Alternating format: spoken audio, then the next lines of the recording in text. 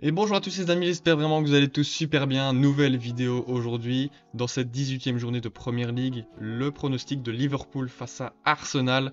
Est-ce que Liverpool va reprendre la première place du championnat ou est-ce que justement Arsenal va conforter sa première place? C'est la question à laquelle on va essayer de répondre tout simplement dans cette vidéo. Comme d'habitude, si vous aimez la vidéo, n'hésitez pas à liker.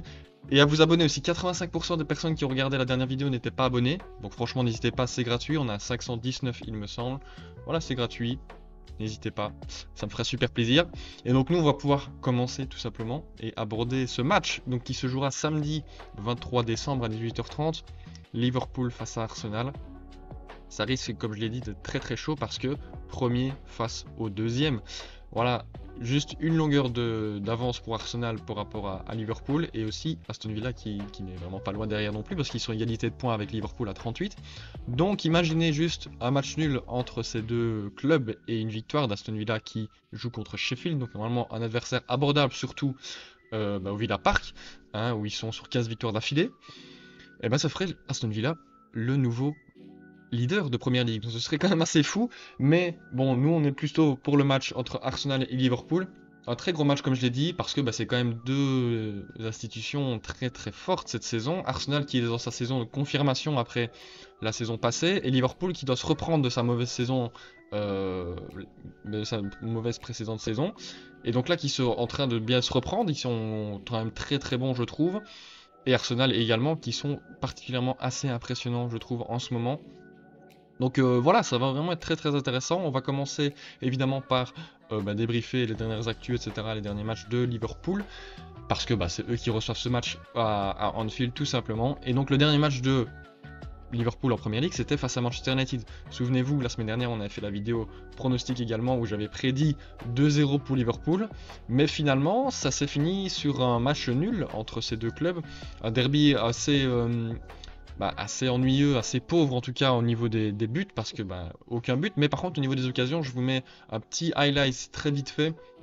Si vous n'avez pas vu, Liverpool qui a quand même très très longuement appuyé sur l'attaque, etc., sur l'offensive, qui a beaucoup attaqué dans ce match. 34 tirs, 8 tirs cadrés, 0 but, et seulement un tir cadré du côté de Manchester United. Donc franchement, on a vu que la domination était clairement pour Liverpool, et en même temps c'était assez prévisible au vu des formes et même du jeu des deux équipes.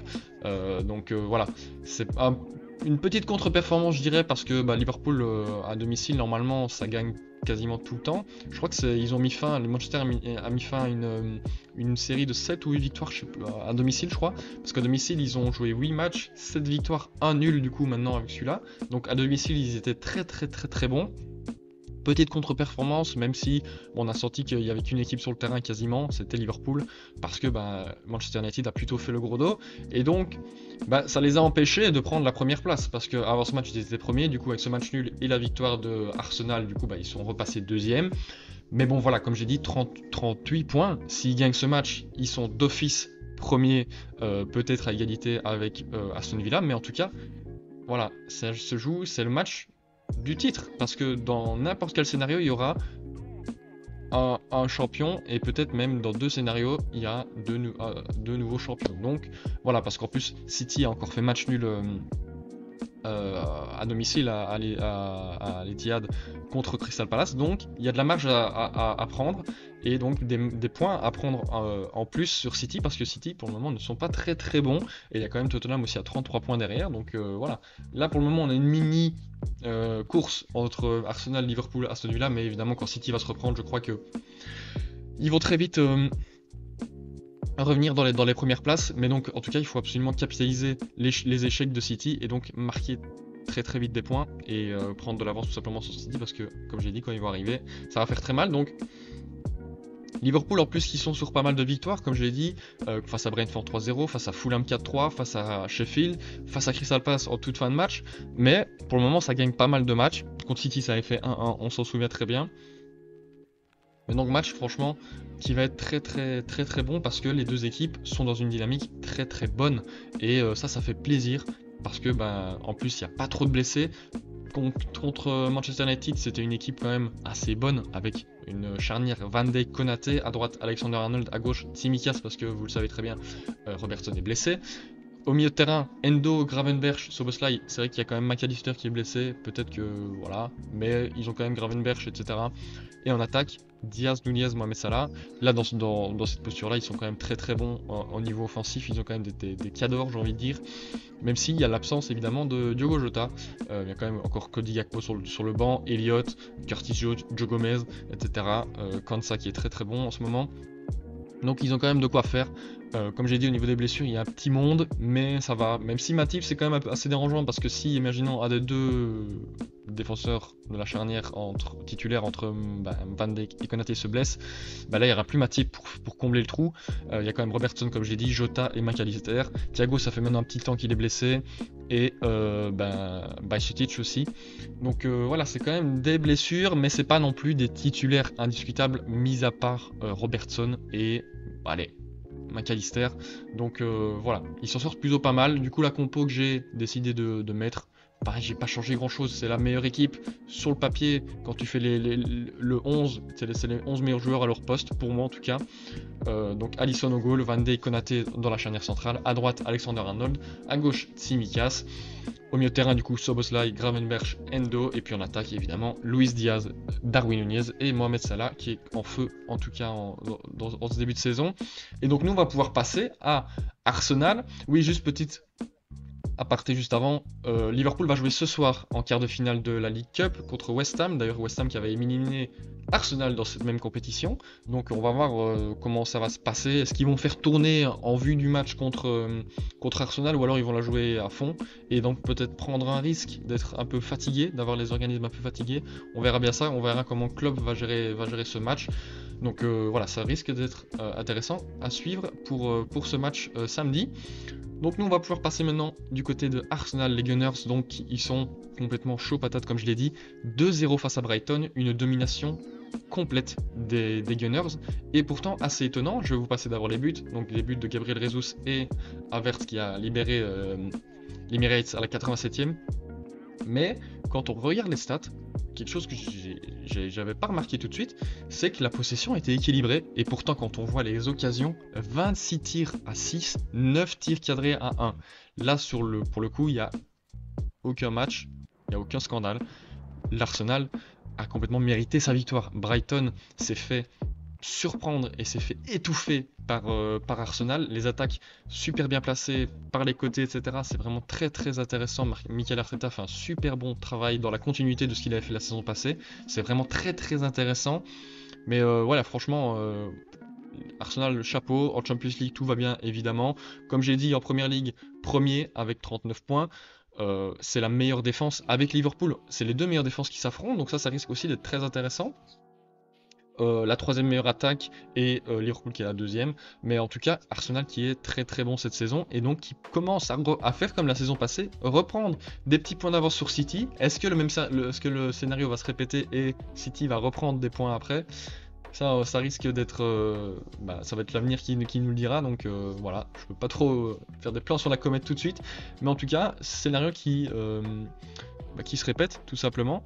Alors là j'ai fait un petit bug, j'ai mis le truc de Liverpool alors que je vais mettre celui d'Arsenal, mais alors voilà, ce petit bug, c'est pas grave. Donc voilà, je voulais dire à un moment donné que Liverpool est premier de son groupe en Europa League, donc voilà, et Arsenal même chose avec la Champions League, mais voilà, petit bug, excusez-moi pour ça. En tout cas, Arsenal dans le dernier match a aligné une compo plus que remarquable, hein. Tout le monde est là quasiment. Zinchenko à gauche, Gabriel et Saliba en tant que charnière centrale, White à droite, Raya au goal, le milieu, Odegaard, Havertz, Rice, et l'attaque Martinelli, Gabriel Jesus et Bukayo Saka, une équipe titulaire quand même très très intéressante. Gabriel Jesus, moi c'est un joueur que j'aime particulièrement, qui revient bien, qui remarque. Havertz également, ça fait quelques matchs là qui marque. Et puis on a du monde sur le banc avec du Trossard, du Nelson, du Nketiah. Et donc voilà, franchement, il y a du monde sur le banc, il y a du monde sur l'équipe titulaire. Les deux gros blessés, c'est Timber qui s'est blessé au tout début de saison des ligaments, donc il devrait pas tarder à revenir en vrai dans un mois et demi, 2 mois.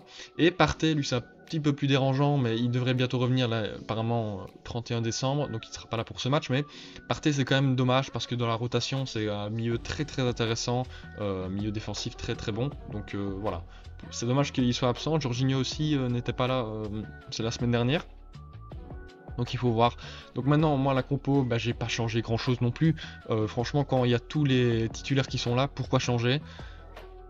Surtout qu'ils vont pas jouer cette semaine, en semaine, donc voilà, ils seront tous là prêts pour le match de ce week-end. Donc à gauche, comme j'ai dit, bah, Zinchenko, Gabriel, Saliba, White en défense. Le milieu, Rice, Havertz, Odegaard, et puis l'attaque, Martinelli, Jesus, Saka. Et puis au goal, bah, Raya pour le moment, c'est lui qui prend la place de titulaire à la place de Ramsdale. Donc voilà, je vais pas non plus m'éterniser là-dessus, c'est la même compo que la semaine dernière, on sait bien que ça marche très bien, Mikel Arteta fait du super boulot avec ses joueurs, Odegaard qui est quand même le maître à jouer tout simplement, le meneur de cette équipe, et qui le fait aussi bien que la saison passée. Donc voilà, nous, maintenant, on va pouvoir passer pour le pronostic. On va pouvoir passer au pronostic, à la section mon prono, tout simplement. D'abord en vous rappelant les cotes de ce match. Liverpool qui a 2,38 à domicile, nul à 3,60 et Arsenal à 2,80. On sent quand même que le fait que ce soit à Anfield, ça joue un petit peu dans le pronostic, hein, 2,38. Et du coup, 2,80 Arsenal. C'est vraiment plutôt pas mal. C'est des belles cotes en tout cas pour des aussi gros clubs. Mais bon, ça fait souvent ça quand c'est deux gros clubs qui s'affrontent et qui sont plutôt bien mis au niveau du classement, plutôt bien rapprochés, etc.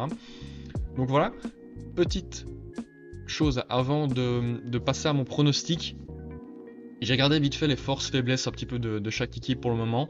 Liverpool est à l'inverse en fait d'Arsenal, attaque plutôt dans l'axe et Arsenal plutôt vers les côtés. Mais il y a une chose qui m'a fait peut-être un peu peur du côté d'Arsenal, c'est qu'au niveau des contre-attaques, ça défend pas très bien et pourtant Liverpool eux sont très très forts en contre-attaque. Donc est-ce que ça va jouer dans la balance? Comment est-ce qu'Arteta va aborder justement ses faiblesses et les qualités de Liverpool? Ça risque d'être vraiment très très intéressant. En tout cas, comme d'habitude, on se connaît maintenant avec la première ligue. Quand c'est deux gros clubs qui s'affrontent, on aura un match intensif, ouvert, je pense bien, avec ces deux clubs là. Et voilà, on aura du beau spectacle, je crois. Donc moi au niveau de mon pronostic, du coup j'ai mis une victoire d'Arsenal. C'est peut-être pas le plus attendu, je pense, mais voilà, je mets une victoire d'Arsenal, je les sens un peu plus rassurants.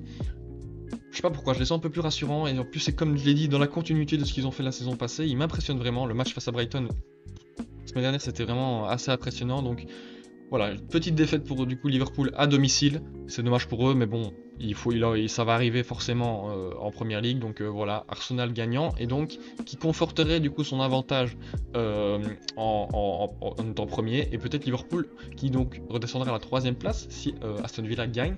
Donc voilà, au niveau des buteurs, j'ai mis Odegaard parce que comme j'ai dit, c'est souvent lui qui est le meneur de jeu, qui est à la finition des centres en retrait, que ce soit par Martinelli ou Saka, c'est souvent lui qui est là pour placer une belle balle plat du pied, etc. à l'opposé. Et Saka, j'ai mis buteur parce que c'est lui qui a un très bon pied gauche, qui peut potentiellement enrouler en mettant une frappe de loin, ou c'est lui qui tire les pénaltys d'ailleurs. Donc voilà, imaginons un petit pénalty une petite main, un petit accrochage, ça peut très vite arriver dans des matchs avec beaucoup d'intensité. Et du coup j'ai mis comme buteur Salah parce que comme pour Saka c'est lui qui tire les pénaltys, il est également très très bon en ce début de saison, que ce soit dans les petits espaces que dans les grands espaces. Dans les combinaisons, il est très très bon avec Nunez, etc. Ça s'entend vraiment très bien entre ces deux joueurs. Donc voilà pourquoi j'ai mis ça la buteur. En tout cas les amis, j'espère vraiment que vous avez apprécié la vidéo. C'est la fin de cette vidéo. N'hésitez pas à me dire si vous avez kiffé. N'hésitez pas aussi à me dire en commentaire votre pronostic. Ça m'intéresse très très grandement. Voir un peu comment vous sentez ce match. C'est quand même un match très difficile à aborder, je trouve. Très difficile à pronostiquer. Voilà, je me suis jeté à l'eau. J'ai dit Arsenal buteur, Arsenal gagnant, pardon. Donc voilà, n'hésitez pas à me dire si vous partagez cet avis. Et aussi à liker et à vous abonner en activant la petite cloche de notification. Je vous dis à très très bientôt pour une nouvelle vidéo. Ciao!